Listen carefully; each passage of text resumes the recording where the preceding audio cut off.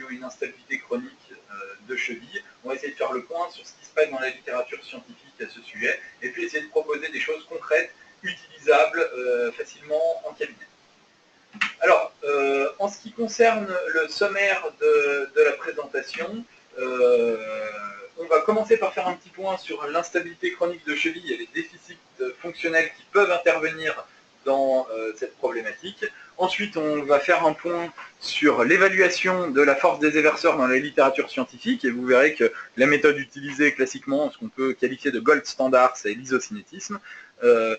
On verra, et ça aboutira logiquement sur la nécessité de développement d'autres tests, d'une part plus adaptés et d'autre part, en tout cas, plus adaptés à la pratique quotidienne et d'autre part plus sensibles aux déficits qu'on veut essayer de déterminer. Et puis, on finira sur une conclusion et une mise en pratique. Alors, assez vite, l'entorse latérale de cheville, vous le savez, d'autant plus pour ceux qui suivent régulièrement nos formations, c'est 6000 à 6500 cas par jour en France. Les deux problématiques, c'est que la prise en charge, la rééducation est tout à fait indispensable, parce que l'entorse, quel que soit son grade ou sa gravité, a altéré la capacité de stabilisation passive, capsulo-ligamentaire de la cheville, et a inhibé sa capacité de stabilisation active, neuromusculaire. L'inhibition, ça veut dire qu'il n'y a pas eu d'altération de l'intégrité du système neuromusculaire. Il a simplement été mis en sommeil, il faut le réveiller, c'est le rôle de la rééducation. On doit encore plus compter sur la stabilisation active quand la stabilisation passive a été altérée. Donc la rééducation est incontournable. Par contre, cette méta-analyse, celle de Postel et bien d'autres travaux, nous font dire que les techniques classiques qui sont utilisées méritent d'être un petit peu améliorées à la lumière des connaissances scientifiques à jour. Et puis la conséquence de cette rééducation non faite pour un patient sur deux quasiment, ou qui a les carences dont on vient de parler, eh bien, c'est l'instabilité chronique de cheville qui elle-même aboutit assez fréquemment sur le développement d'arthrose de cheville, qui est un problème d'importance puisque les prothèses de cheville, vous le savez aussi bien que nous, sont pas tout à fait au niveau de ce qu'on pourrait espérer, et que ce qui attend le patient quand on est allé trop loin dans le développement de l'arthrose, c'est l'arthrodèse, qui a des conséquences de limitation fonctionnelle importantes, et il faut absolument l'éviter. Donc là-dessus, on a essayé de se poser la question sans avoir la prétention de considérer que c'est exhaustif. On a essayé d'identifier les déficits fonctionnels. Alors quand on parle de fonctionnel, c'est en différenciation des déficits mécaniques qui, eux, relèvent plutôt de l'intervention chirurgicale, si nécessaire. Mais ici, on a essayé de déterminer les déficits fonctionnels qui peuvent être restaurés par le biais de la rééducation fonctionnelle, qui sont caractéristiques des sujets qui ont une instabilité chronique de cheville.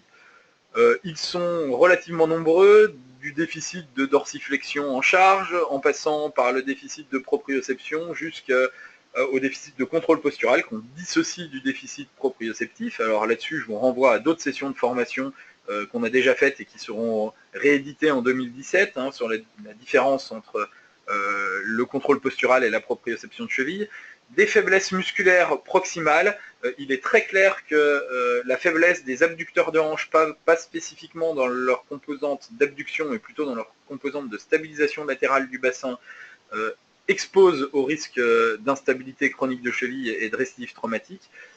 Des altérations neuromusculaires dynamiques en locomotion, le pattern d'activation musculaire, notamment des muscles éverseurs, est différent, et les timings d'activation musculaire sont différents. On est moins en anticipation et plus en réaction chez les patients en instabilité de cheville. Et puis, le point qu'on va développer ce soir, comme le titre l'indique, c'est vraiment la faiblesse de ces muscles éverseurs. Et encore une fois, on va focaliser là-dessus. Ça ne veut pas dire qu'on pense qu'il n'y a que ça qui conditionne l'instabilité fonctionnelle de cheville, mais c'est vraiment le thème qu'on va développer ce soir. Alors, comment procèdent les chercheurs pour déterminer s'il y a un déficit de force des éverseurs de cheville chez des patients en instabilité chronique de cheville? Ils utilisent des tests isocinétiques, donc, qui se réalisent en décharge. J'introduis le sujet parce qu'on va revenir beaucoup sur cet aspect. Donc un test qui se fait en décharge, comme sur la photo que vous pouvez visualiser, et un test qui est fiable et reproductible au sein de populations de sujets avec des chevilles saines et stables, comme pour des sujets en instabilité chronique de cheville. Donc ICC, hein, c'est instabilité chronique de cheville. Donc de ce point de vue-là, pas de problème. Par contre, il y a toujours un mais, cette procédure, elle est très rarement utilisée en clinique parce que, pour plusieurs raisons, l'équipement est trop onéreux, la procédure d'évaluation est chronophage, et bien des gens qui sont équipés de dispositifs isocinétiques, et encore une fois, c'est loin d'être la majorité des cas, des cabinets de ville, mais les gens qui sont équipés de dispositifs isocinétiques n'ont pas forcément le module cheville, et à juste titre, parce que ce module ne permet pas une évaluation fonctionnelle, une évaluation en décharge, et qui est donc en chaîne cinétique ouverte. Donc bien souvent, c'est le reproche qu'on peut faire à ce type de mesure, et encore une fois, si on considère la prise en charge du patient lambda par son kiné dans un cabinet de ville, eh bien, ces patients n'ont pas accès aux tests isocinétiques parce que le kiné ne peut pas être équipé de ce type de dispositif. Au-delà de ça, le fait que ces tests ne soient pas fonctionnels aboutit à des résultats contradictoires dans la littérature scientifique. Pour faire simple, il y a à peu près autant d'études qui permettent de mettre en évidence une faiblesse des muscles éverseurs par le biais de tests isocinétiques entre des sujets sains et des sujets en instabilité chronique de cheville, que d'études qui présentent la conclusion contraire. Donc ici, vous avez en haut de la diapositive les études qui voient une différence, qui mettent en évidence une différence entre des sujets sains et des sujets instables, et en bas des études qui ne mettent pas en évidence cette différence, alors que la procédure, la sélection des patients est faite sur la base de critères semblables, et que la procédure de mesure est la même. Donc à partir de là, la question qu'on peut se poser, c'est est-ce que vraiment il y a une faiblesse ou pas? Il semblerait que oui, il y a une faiblesse, et il y a des arguments forts, et un des plus forts, c'est celui qui est relayé par l'article qui est présenté sur cette diapositive. Il semblerait qu'il y ait une faiblesse des éverseurs, et que cette faiblesse, ce déficit, est une origine centrale, d'origine corticale. Pietro Simone et Gribble, ici, ont utilisé la stimulation magnétique transcrânienne et ont mis en évidence une moindre excitabilité corticale de la zone du cortex sensorimoteur qui active les muscles éverseurs de cheville chez des sujets instables par rapport à des sujets sains. Ce qui renvoie directement à la notion d'inhibition post-traumatique entretenue par l'immobilisation qui s'ensuit. Alors, la faiblesse musculaire, donc là c'est une explication de ce que je viens de détailler, la faiblesse musculaire des éverseurs semble exister, semble être une condition qui expose à l'instabilité chronique et aux récidives traumatiques, mais les techniques d'évaluation de cette faiblesse en cabinet ne sont pas accessibles pour l'isocinétisme et ne semblent pas assez sensibles puisqu'il y a des résultats complètement contradictoires dans la littérature. Donc à partir de ce constat, notre groupe de recherche, donc, qui est composé de chercheurs en contrôle moteur et de kinésithérapeutes, s'est fixé un objectif qui consistait à essayer de fournir à terme un test fonctionnel accessible à la pratique clinique quotidienne et qui permette de détecter objectivement la faiblesse des éverseurs de cheville. Alors, on a focalisé sur la composante excentrique parce que c'est la physiologie de la protection articulaire. Si le mode excentrique, une capacité, une performance excentrique satisfaisante des muscles éverseurs de cheville permet de maîtriser le mouvement d'inversion potentiellement traumatique, donc de le maîtriser pour pas qu'il s'engage, et si jamais il s'engage et qu'il est un peu trop rapide, de le freiner avant la survenue du traumatisme. Diagnostiquer une faiblesse, c'est pas forcément mesurer une force. C'est un point qui est important parce que si on veut mesurer une force en newton ou en newton-mètre, si on est sur un couple de forces, c'est très compliqué. Il faut tout de suite monter une usine à gaz pour mettre ça en place. En réalité, quand on questionne les thérapeutes autour de nous, et même au-delà, ce qu'ils nous disent, c'est pas forcément qu'ils veulent connaître une valeur chiffrée de force, mais ils veulent savoir de manière objective et chiffrée, pour le coup, s'il y a une faiblesse ou pas. Donc on est parti sur cette problématique-là, et on a pu mettre en évidence sur un test où en charge, en chaîne cinétique semi-fermée, donc en charge unipodale, on demande au patient de contrôler sur un articulateur qui l'emmène en mouvement d'inversion, en mouvement d'entorse, on lui demande, contre la résistance de son poids du corps, de contrôler ce mouvement d'inversion. L'hypothèse, c'est que si la performance excentrique des patients est satisfaisante, eh bien, le sujet va pouvoir contrôler ce mouvement et il y aura donc une vitesse faible, modérée, et pas de pic de vitesse important. A l'inverse, quand on a une faiblesse excentrique, on a émis l'hypothèse que les patients lâchent à un moment donné, alors que ce soit en course interne, en course moyenne, en course externe, soient plus capables de maîtriser ce mouvement, et donc il y a une espèce de décrochage qui soit objectivable par un pic de vitesse plus important. C'est ce qu'on a pu mettre en évidence, un pic de vitesse plus important chez les sujets instables que chez les sujets sains. Donc ici, vous voyez sur cette diapositive, en moyenne, on est autour de 36 degrés par seconde chez les sujets sains et autour de 84 degrés par seconde chez les sujets instables. Donc on voit des différences, on verra sur la diapositive suivante, une différence statistiquement significative en tout cas. Et ce qui est encore plus intéressant ici, c'est d'aller voir les intervalles de confiance à 95%. Alors qu'est-ce que ça veut dire que ces intervalles de confiance à 95%? Tout simplement, dans ces études, on a inclus des sujets dans deux groupes. Les moyennes qu'on obtient sont valables pour cet échantillon, mais pas pour la population en général. Quand on calcule l'intervalle de confiance à 95%, le résultat qu'on obtient, c'est simplement, si on reproduit une infinité de fois pour cette même population l'étude, il y a 95% de chances que la valeur moyenne tombe dans la fourchette obtenue. Donc vous voyez ici que pour les sujets sains, c'est entre 26 et 47 degrés par seconde. On a un chiffre négatif qui est déterminé de manière complètement arbitraire, tout simplement pour indiquer qu'on est sur un mouvement d'inversion qui va vers le bas. Donc. Et chez les sujets instables, on a un intervalle de confiance qui part de 66, 67 degrés par seconde jusqu'à 102 degrés par seconde. Ce qui est particulièrement intéressant dans ce résultat, c'est que les deux intervalles ne se croisent pas. C'est-à-dire qu'on a une vraie distinction entre notre groupe de sujets sains et notre groupe instable. Et donc, il y a une zone seuil qui se détermine entre 50 et 60 degrés par seconde. Donc, on peut déterminer qu'un sujet qui a une cheville saine, sans faiblesse excentrique des éverseurs, doit être capable de contrôler une inversion en charge, donc sur l'amplitude totale de 35 degrés, sans dépasser la vitesse de 60 degrés par seconde. Voilà, là donc on obtient vraiment, c'est une visualisation des résultats qu'on a obtenus dans cette étude, vous avez vu, qui a été publiée dans la revue Clinical Biomechanics.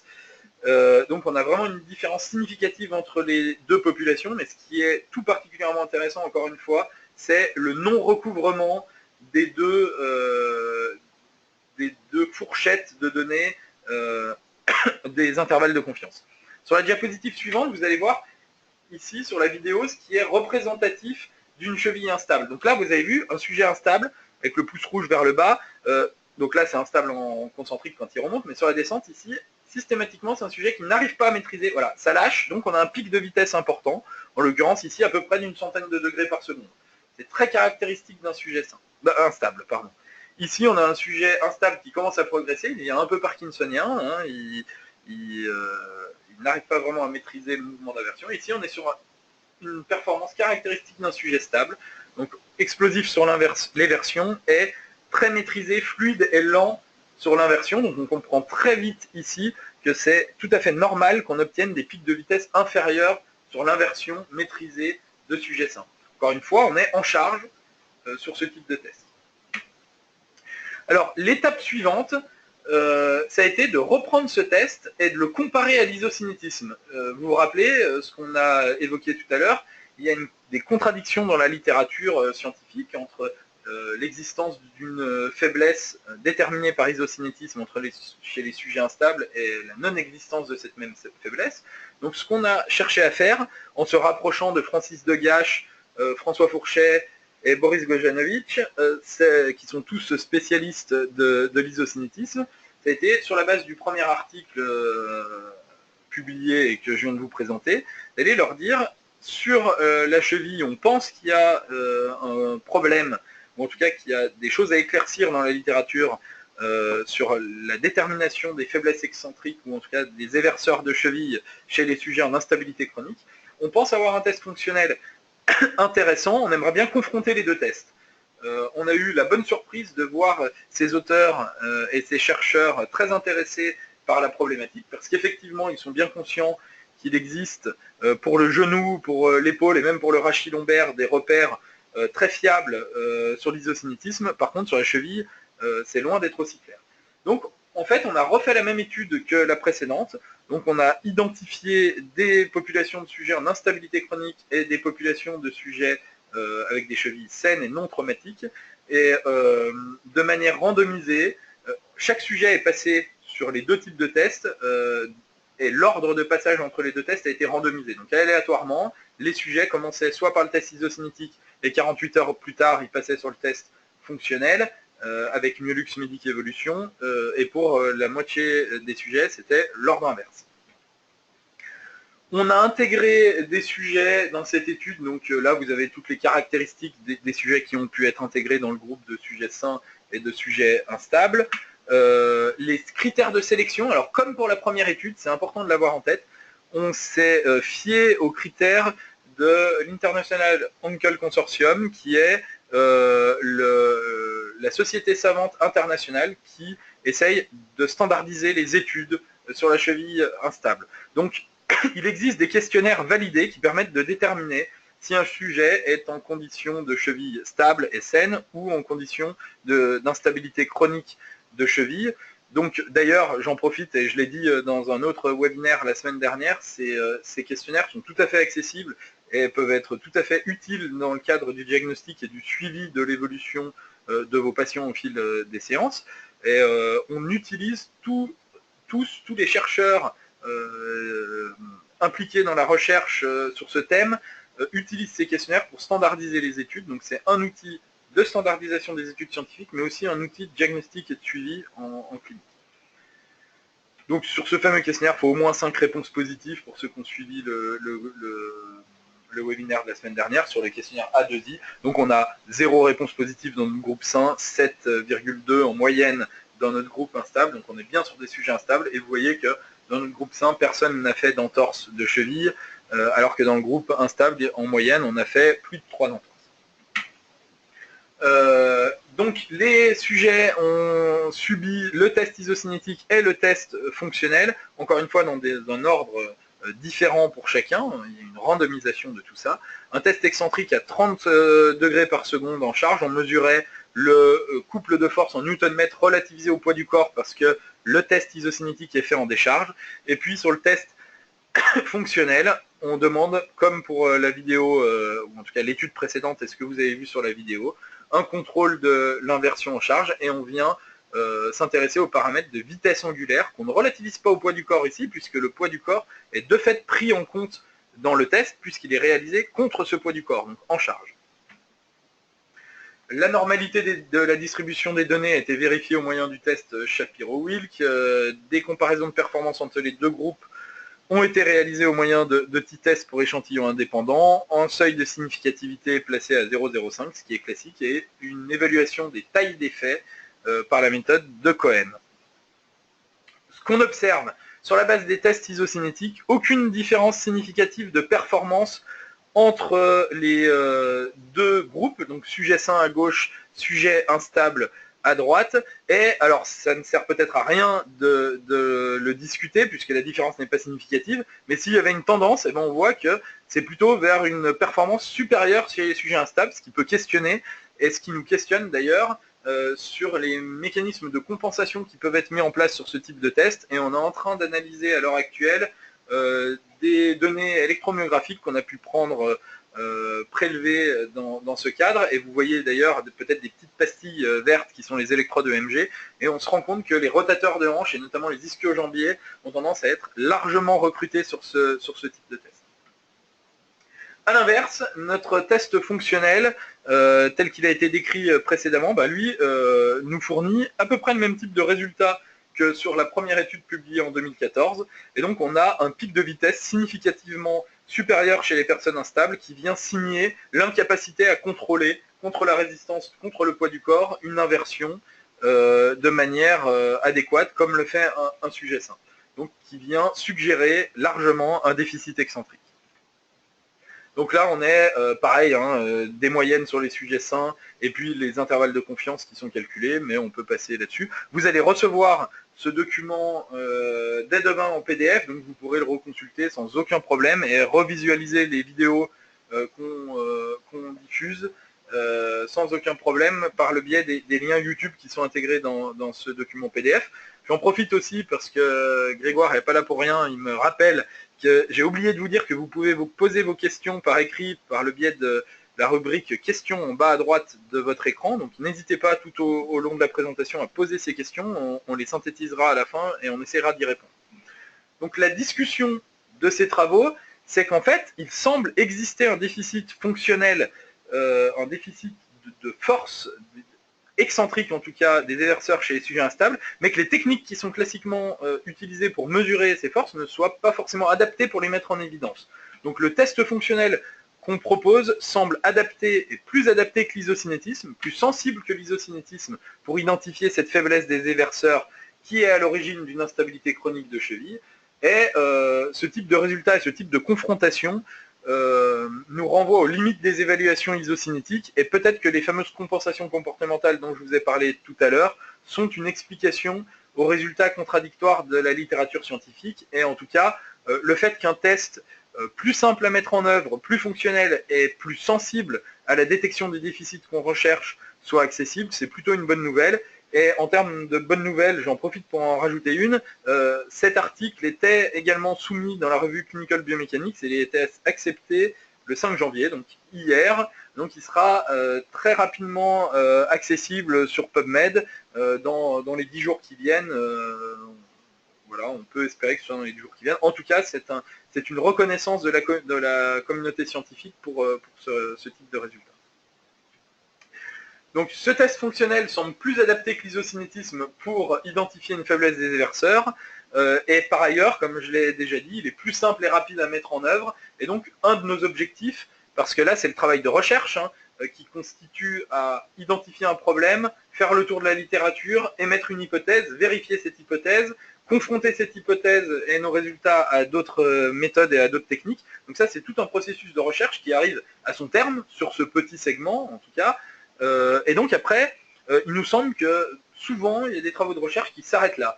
Nous, notre objectif, c'est, à partir de ces travaux, de les rendre vraiment le plus facilement accessibles et de la manière la plus intuitive possible aux spécialistes de la rééducation et de la prévention de ce type de blessures. Et c'est ce qu'on a fait en développant une application associé au dispositif Myolux, et en l'occurrence l'exercice et le test 4 de cette application est complètement dédié à cette problématique, et sans plus tarder, vous allez pouvoir, ici par exemple, vous avez la bille orange qui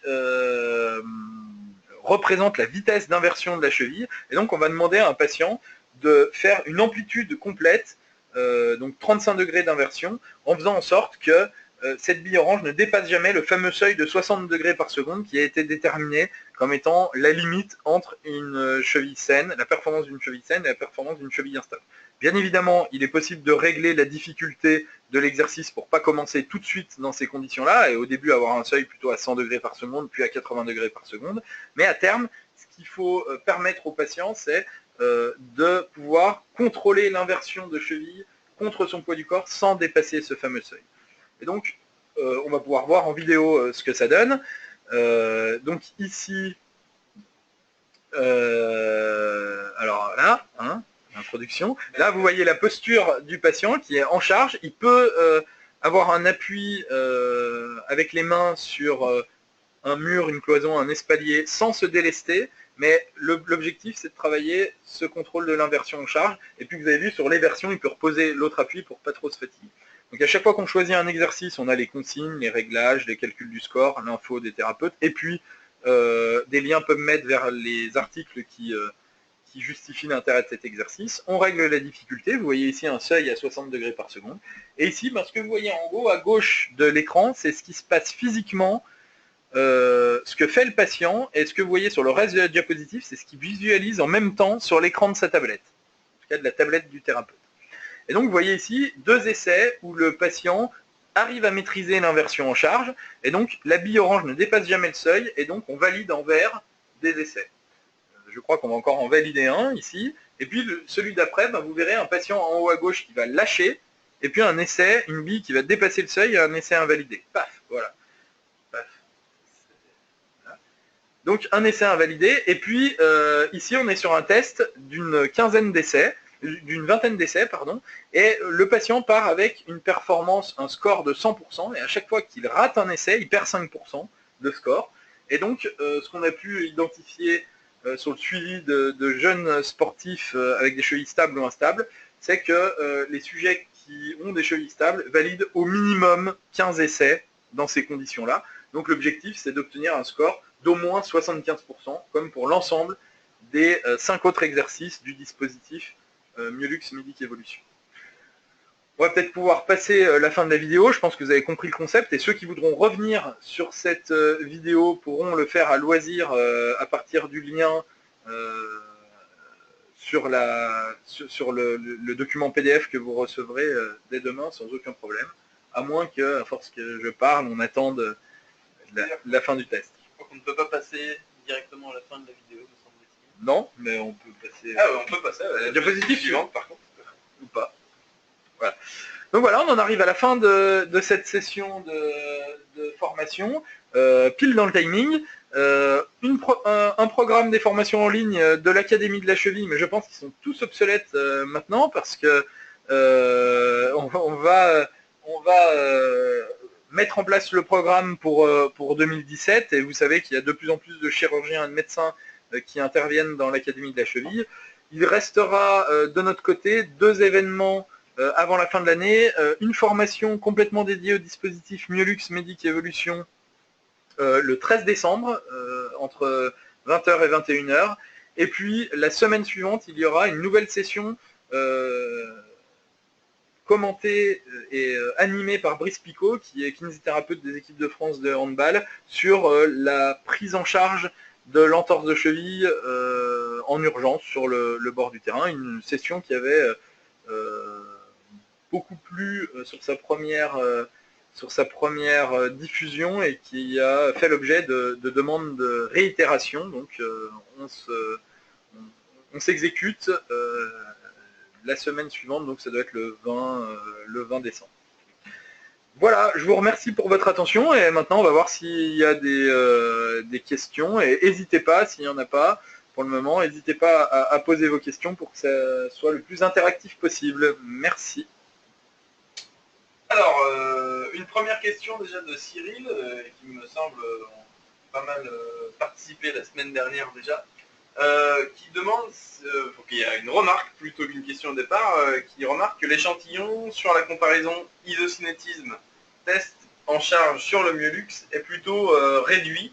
Est-ce que c'est bien représentatif? Alors, ici, merci pour la question Cyril, parce que ça me permet d'éclaircir un point qui fait souvent débat.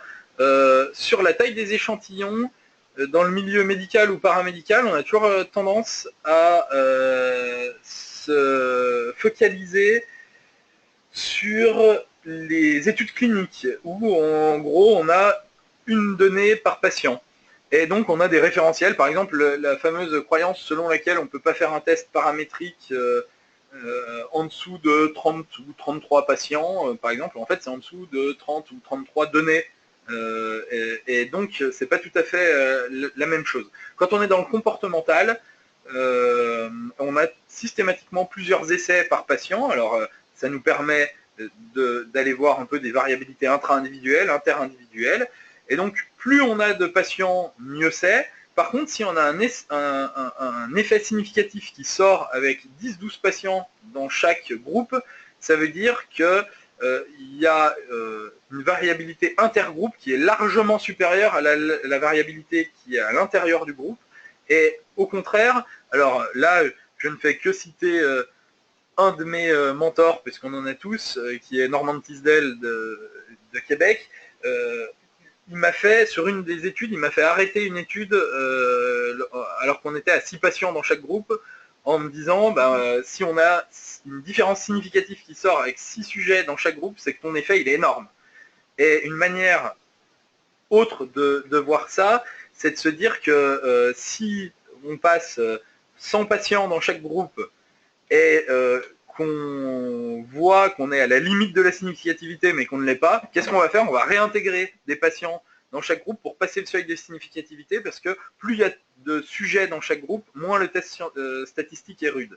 Alors, je ne suis pas en train de dire qu'il faut le moins de sujets possible pour que les études soient valides. Par contre, un effet statistiquement significatif et avec des différences aussi flagrantes que ce qu'on a pu voir là sur peu de sujets, eh ben, ça veut dire quelque chose. C'est pas forcément le cas d'études cliniques où on a le devenir. Par exemple, si on regardait des récidives, eh ben, effectivement, on a une donnée par sujet, ce qui n'est pas le cas ici. On pourra éventuellement, si besoin, réargumenter là-dessus, mais si vous vous mettez à lire un peu des études dans le domaine de la biomécanique et du comportemental, il y a très très peu d'études avec 50 patients par groupe. On est toujours sur 10-20 sujets par groupe, parce que tout le raisonnement qu'il y a derrière, c'est pas un raisonnement à une donnée par sujet, on n'est pas dans du clinique.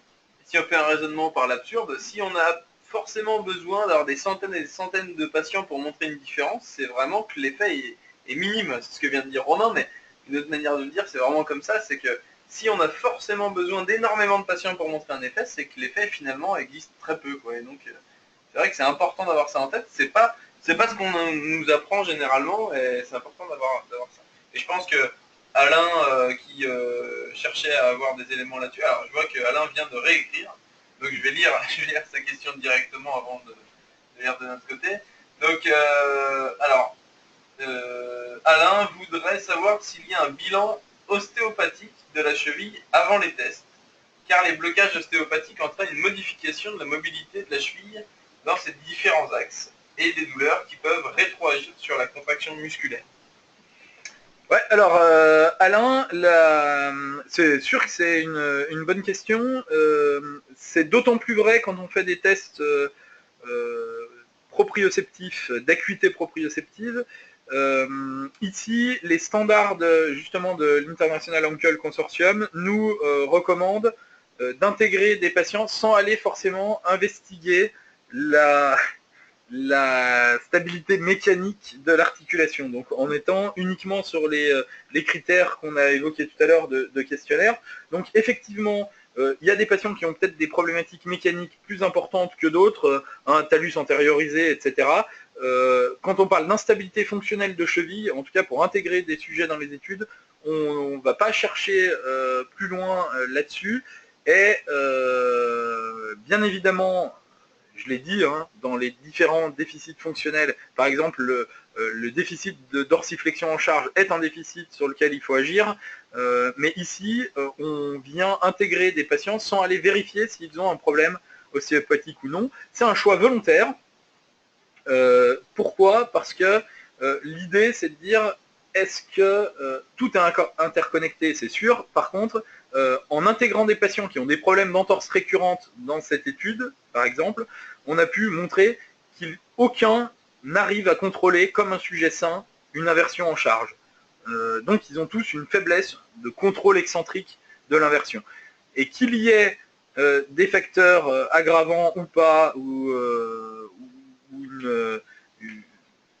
d'autres facteurs confondants, j'ai envie de dire, à la limite, c'est des choses qu'il faut aller investiguer, mais en tout cas, tous les sujets instables sont incapables de contrôler l'inversion en charge. Et donc, quand on fait une étude de ce type-là, le positionnement, c'est est-ce qu'on va tout contrôler pour intégrer les patients et on est sûr qu'il n'y a qu'un paramètre qui peut bouger, mais en fait, c'est jamais représentatif de ce qui se passe dans la vraie vie, ou alors est-ce qu'on contrôle le minimum de choses qu'il faut contrôler pour que ça veuille dire quelque chose, et après, on va quand même vérifier si notre paramètre parle, alors qu'à l'intérieur même d'un groupe, il y a des différences interindividuelles, forcément.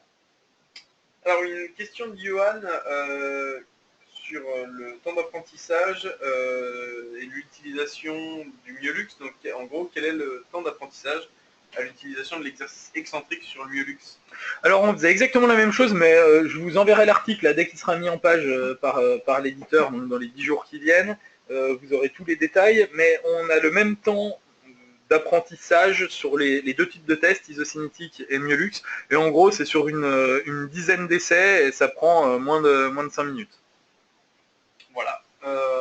Pour le moment, pas de nouvelles questions. On va tranquillement conclure. Et puis évidemment, si vous avez des questions qui arrivent au fil de l'eau, on y répondra. Mais voilà, je laisse la parole à Romain, peut-être qui va terminer cette formation.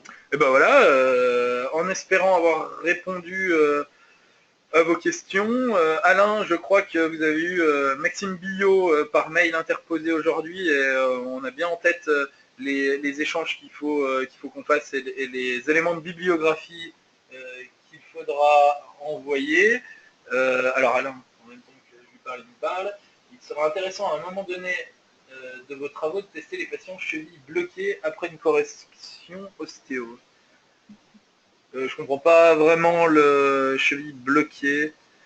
En fait, ce que vous voulez peut-être dire, c'est les gens qui ont un déficit de dorsiflexion en charge, voir faire une manip ostéo et voir ce que ça donne derrière. Alors oui, il y a plein de choses à faire dans ce cadre-là, très certainement, mais il y a aussi des travaux qui existent, hein, notamment les travaux de Hoche et collaborateurs, ou Hoc, je ne sais pas comment ça se prononce. Donc là-dessus, comme j'étais en train de vous dire que Maxime Billot m'avait informé du fait qu'il fallait qu'on vous fasse passer des éléments de bibliographie, bon, on les intégrera dans ces fameux éléments sans aucun problème. Mais encore une fois, on n'est pas du tout ni réfractaire, ni naïf ou opposé aux problématiques de recentrage de manip ostéopathique, que ce soit centré sur le talus d'ailleurs ou sur la fibula, bien au contraire, mais c'est plutôt dans la première diapositive, une des premières diapositives des différents déficits fonctionnels, c'est plutôt sur le premier en bas à gauche, si vous vous souvenez de cette diapositive, que tout ça intervient. Là, on a focalisé sur la faiblesse des éverseurs. Ça ne veut pas dire qu'on pense qu'il n'y a que ça. Hein. Je l'ai bien dit en introduction, donc il n'y a aucun problème à ce sujet-là. Et j'ai d'ailleurs aucun problème à dire que sur des tests comme le Star Excursion Balance Test ou le Y Balance Test, notamment dans la direction antéro-postérieure ou sur des tests de dorsiflexion en charge, clairement, les manips ostéopathiques de recentrage du talus ont prouvé leur efficacité sur la restauration de la mobilité de la cheville, qui est absolument essentielle pour une reprogrammation sensorimotrice performante. Alors une question de Johan en 2 temps, une nouvelle question, qui fait ressortir le fait que c'est plutôt compliqué pour lui de lâcher l'inversion de cheville, donc je pense de réaliser correctement l'exercice sur le myolux en... Ah non, l'éversion de cheville. Alors l'éversion de cheville, ça me vient pas forcément en tête, donc en gros la question c'est compliqué de lâcher l'éversion de cheville. C'est inversion. Ça doit être inversion. Ouais, mais Ah, exact. Et donc, voilà, est-ce que c'est difficile de réaliser cette inversion et est-ce qu'il y a des différences entre les sujets sains et les sujets ICC? Voilà les 2 niveaux de la question. C'est compliqué de lâcher l'inversion de cheville. Alors, le phénomène d'apprentissage, en fait, il n'est pas si compliqué que ça, dans le sens où il faut demander au patient de le faire en bipodal dans un premier temps. Hein, et donc, le pied qui travaille est quasiment en décharge, on va plutôt charger l'autre appui.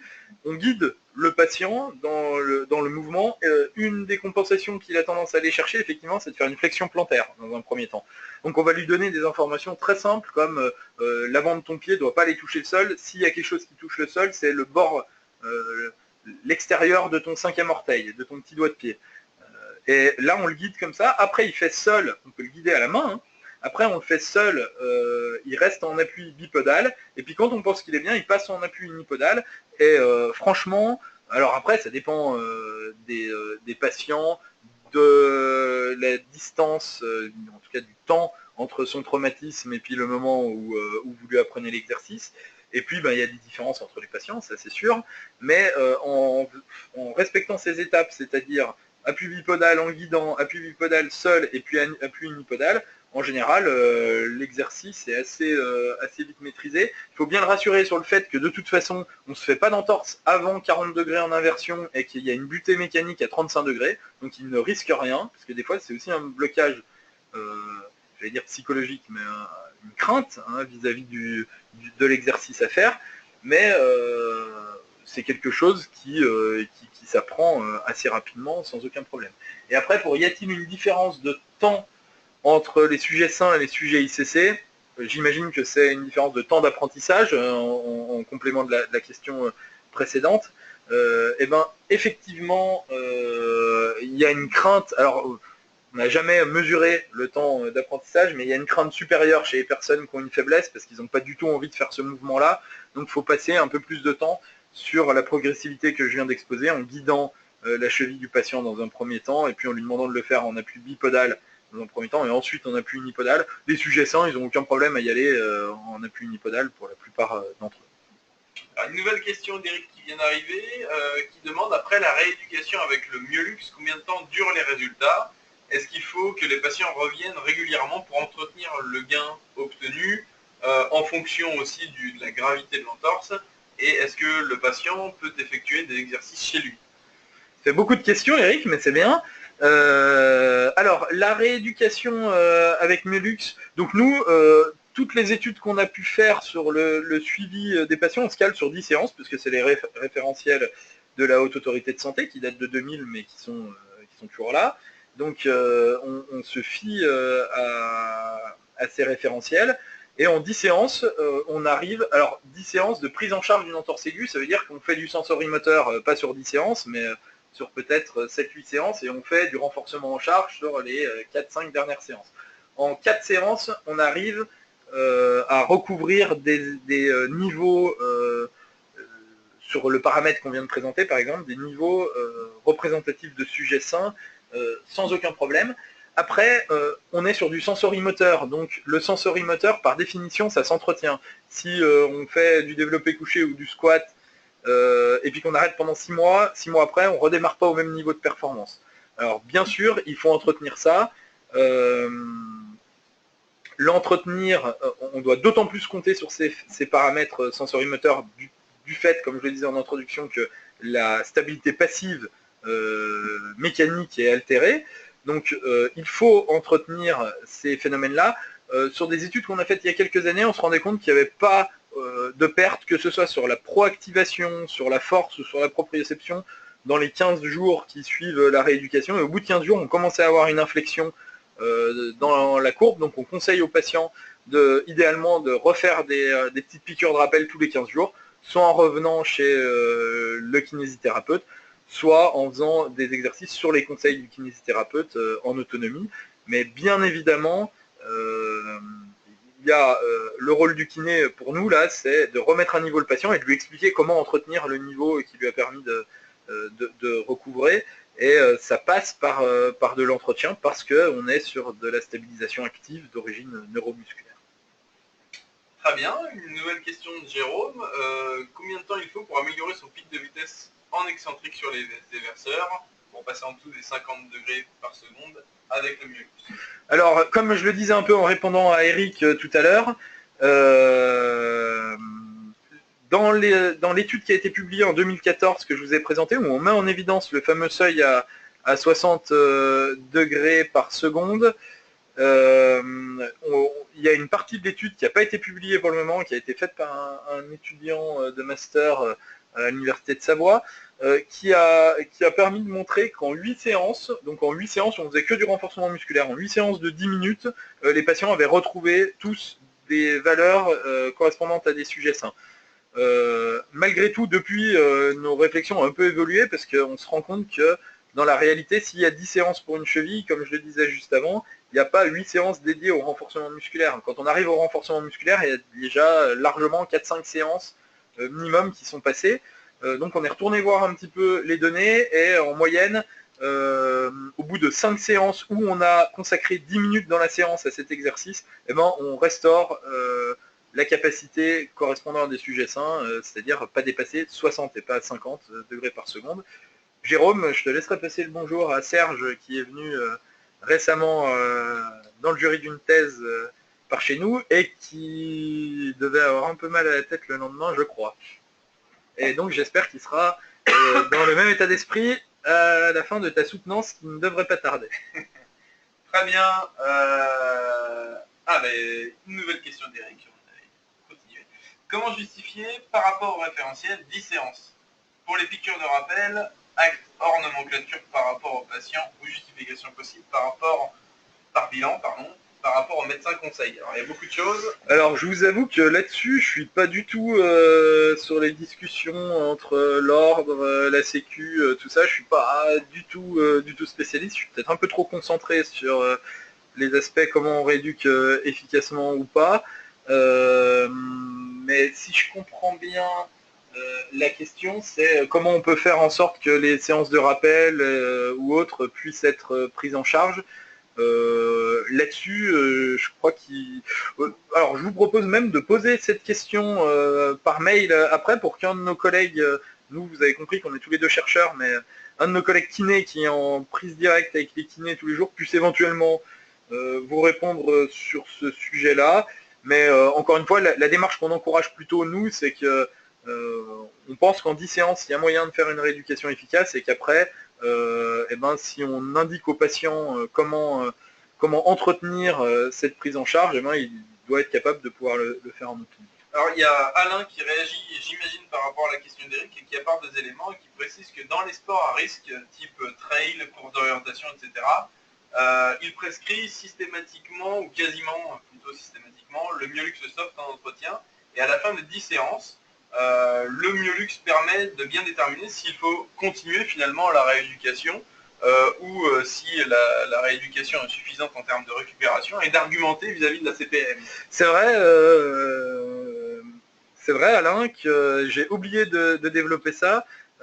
Est sorti de nos quelques cerveaux ici la capacité sur le dernier myolux de faire des bilans PDF générés automatiquement pour favoriser les échanges entre médecins, entre acteurs de santé, hein, entre médecins, kinésithérapeutes, chirurgiens éventuellement quand le cas se pose, et organismes financeurs de la santé. Et donc c'est vrai que ces bilans chiffrés représentent pour nous un moyen argumenté de demander des séances éventuelles, des séances complémentaires éventuelles. Par contre, après, de là à ce que ce genre de bilan permette de déclencher la prise en charge de séances supplémentaires, etc., je ne voudrais pas trop m'avancer parce que j'avoue ne pas trop maîtriser ces aspects plus juridiques et financiers. Je ne sais pas trop comment les appeler, tellement que je ne les maîtrise pas. Mais c'est vrai que dans notre esprit, l'idée de pouvoir chiffrer avec des paramètres validés des déficits, eh bien, ça permet de diagnostiquer, de suivre l'évolution, et puis de s'assurer qu'on relâche le patient dans la nature, entre guillemets, dans les meilleures conditions pour qu'il ait le moins de chances possible de récidiver, et le cas, dans le cas inverse, eh bien, pour solliciter à juste titre des séances complémentaires. Une nouvelle réaction de Jérôme, est-ce que vous avez testé ce test fonctionnel comme prédictif de l'entorse du prospectif? Non, c'est une chose qu'on est en train d'essayer de mettre en place. Alors, il y a deux notions. Sur les handballeuses, Brice Picot, donc, que j'ai cité tout à l'heure, travaille avec nous et prélève des données chez les handballeuses et on compte s'en servir de cette manière-là. Et puis surtout, on est en train, je parlais d'aspect juridique tout à l'heure, on est en train de s'assurer pour lever des verrous à ce niveau-là pour pouvoir exploiter éventuellement les données de thérapeutes qui sont équipés du dispositif Myolux Medic Evolution et qui sont volontaires dans les mois qui viennent. Hein. Sur 2017, on espère pouvoir, chez ces thérapeutes volontaires, faire une remontée de données anonymisées, bien évidemment, mais on espère pouvoir centraliser ces données-là sur un serveur sécurisé et effectivement pouvoir avoir les retours d'événements traumatiques a posteriori pour pouvoir essayer de déterminer une valeur prédictive sur ce test. Ce qu'on a pu, alors c'est vraiment pas de la validation scientifique, mais c'est une étude de cas. Je vous renvoie, vous avez peut-être vu qu'on rédige des newsletters pour Clinique Médico-Sport, donc une newsletter qui s'appelle TNT, que vous voyez peut-être passer, sur les premières mesures qui ont été faites chez l'équipe de France junior de handball féminine, donc par Brice Picot. Sur ce test, sur 22 joueuses Il y en a 3 qui sont déficitaires, toutes les autres ont des scores maximaux. Sur les 3 qui sont déficitaires, sur 5 jours de stage, il y en a une qui se fait une entorse 2 jours après la mesure. Alors ça ne prouve rien, mais n'empêche que ça pouvait tomber sur les 19 qui n'avaient pas de déficit, ça tombe sur une des 3 qui a un déficit. Ça, c'est le premier point. Et puis, sur une des deux autres donc, qui était déficitaire, il y a un programme de renforcement qui a été proposé sur les 5 jours du stage et elle retrouve des valeurs à raison d'une séance par jour. Hein, elle retrouve au bout des 5 jours des valeurs correspondantes à des sujets sains. Donc on retombe là sur ce qu'on disait tout à l'heure, a priori en 5 séances d'une dizaine de minutes, on arrive à restaurer une capacité de contrôle en charge de l'inversion de cheville tout à fait satisfaisante. Et tout ça, c'est bien cohérent avec ce qu'on a dit dès le départ et les travaux de Pietro Simon et Gribel. Le déficit est plutôt d'origine nerveuse, d'origine centrale. C'est plutôt un problème de contrôle neuromusculaire qu'un problème de force en tant que tel. Et on ne cherche pas à aller faire de l'hypertrophie qui prend du temps. On cherche vraiment à retrouver la capacité à exprimer la bonne commande motrice sur les bons groupes musculaires. Et puis, je pense pour terminer, une remarque d'Alain, tout simplement, qui précise qu'effectivement, quand on donne des bons arguments, et donc des arguments objectifs, comme l'a précisé Romain, notamment la du Myolux Evolution, et ben en fait, les médecins de la CPM n'ont aucun problème pour redonner des séances, mais généralement, c'est plutôt sur la base d'argumentaires de type le kiné n'a pas d'argument pour demander des séances qu'ils sont refusés. Et donc ici, on n'a pas de souci. Alors Alain toujours qui précise qu'il n'arrive pas à retrouver le questionnaire d'instabilité, il recevra... Ouais Alain, je vais noter tout de suite qu'on vous envoie demain les 2 questionnaires. Alors le premier qui est le A2I, qui permet de déterminer s'il y a instabilité ou pas, et puis le deuxième qui est le FAM, donc FAAM, qui lui permet de quantifier le déficit fonctionnel ou le handicap entre guillemets fonctionnel des personnes instables. Le FAM a été validé en langue française, donc aucun problème.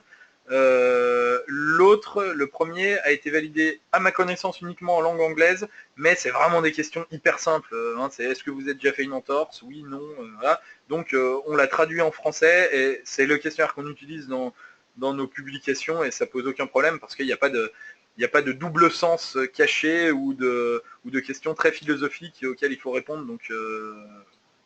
Donc je note de vous envoyer ça demain. Si jamais vous ne le recevez pas, n'hésitez pas à nous relancer sans problème. Eric, après la chirurgie de reconstruction d'un ligament chez les sportifs, à quel moment doit-on utiliser le myolux? Est-ce qu'il y a une progression particulière? Ouais, alors là-dessus, pour ceux qui ont peut-être suivi des sessions animées par les chirurgiens récemment, que ce soit Ronnie Lopez à Nantes ou Yves Tourné, avec qui on travaille de manière encore plus étroite sur Grenoble, on fait des suivis de patients qui ont été sujets à une ligamentoplastie de cheville. Donc en gros, pour le moment, ce qui se passe, c'est que les patients en général sont immobilisés de manière stricte pendant 6 semaines après la chirurgie. Le dernier consensus de l'Ankle Instability Group, alors l'Ankle Instability Group, c'est l'équivalent de l'International Ankle Consortium. L'International Ankle Consortium est plutôt sur la rééducation neuromusculaire. L'Ankle Instability Group regroupe au niveau international des chirurgiens spécialisés dans la cheville et le pied, et leur consensus de leur dernier papier de consensus suite à leur dernier regroupement, c'est plutôt d'essayer de faire passer cette immobilisation stricte à 3 semaines. Après, quoi qu'il en soit, la reprise d'appui, la remise en charge et la mobilisation articulaire, pour le moment, tout le monde s'accorde à dire que c'est à partir de 6 semaines. Donc le myolux et les protocoles qu'on propose dans ce cadre-là, eh bien, commence au bout de 6 semaines avec des exercices en décharge dans un premier temps, et il y a toute une progressivité. Donc pareil, là on peut vous faire suivre les protocoles qu'on propose et qu'on intègre dans les études qu'on fait avec ces chirurgiens dans le cadre d'une rééducation post-ligamentoplastie. Et je viendrai aussi là-dessus, parce qu'on parle de chirurgie, sur le paramètre qu'on vient de présenter ce soir, est particulièrement intéressant avant la chirurgie également, parce que très régulièrement on croise des patients qui ont une indication opératoire. Quand on leur fait le test, par exemple, de faiblesse des éverseurs, faiblesse excentrique, eh bien, vous vous rappelez, il faut être au moins 75%, ça c'est le calcul qu'il y a dans le logiciel, mais qui est basé sur le paramètre de 60 degrés par seconde. Bien souvent, on tombe sur des patients qui sont à 20, 15, 20% sur ce test-là. Alors, quand ils voient qu'ils ont cette faiblesse, ils disent, mais est-ce que ça veut dire que je vais pouvoir éviter la chirurgie, du coup, je vais faire ça. Alors, on les calme assez rapidement en disant que on n'est personne pour leur assurer qu'ils vont éviter la chirurgie. Par contre, on leur dit que c'est vrai que c'est dommage d'aller à la chirurgie alors qu'on a encore un déficit fonctionnel manifeste et d'ampleur.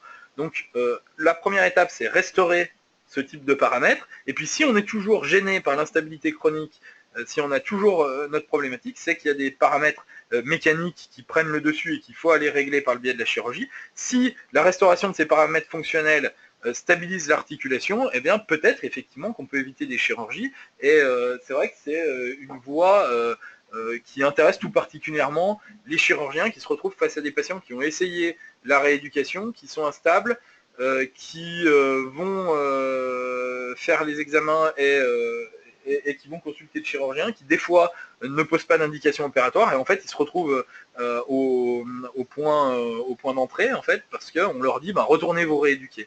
Alors c'est là qu'il faut que le chiffrage de déficit fonctionnel a une plus-value importante à notre avis également.